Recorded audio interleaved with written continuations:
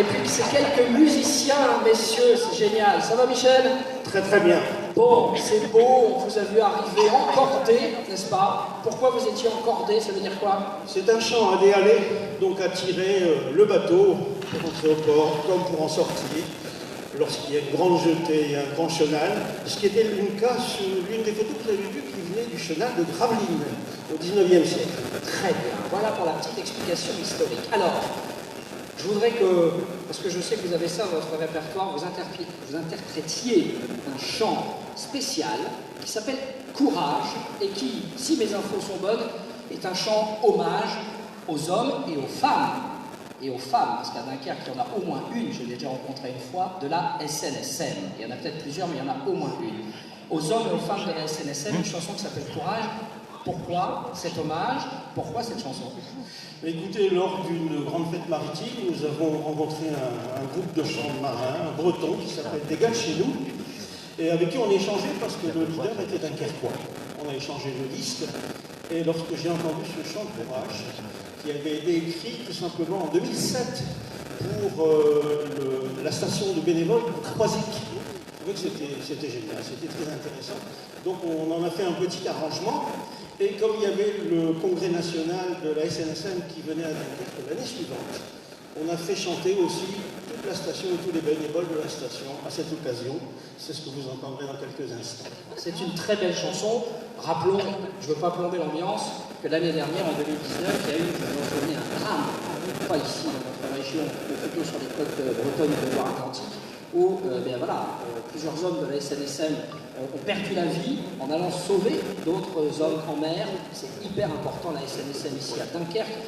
Et donner, si vous avez un petit peu de sous, hein, vous avez vos étrennes, bon, les étrennes pour la SNSM, on n'en parle plus. Et voilà, c'est réglé.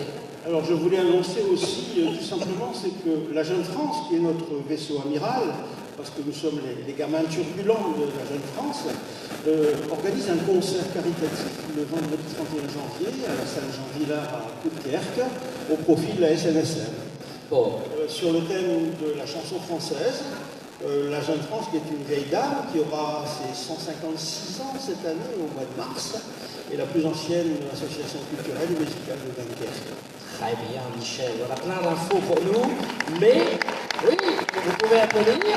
Et figurez-vous, alors allez évidemment participer à ce concert caritatif, je vous y engage, et nous allons afficher les paroles de la chanson Courage.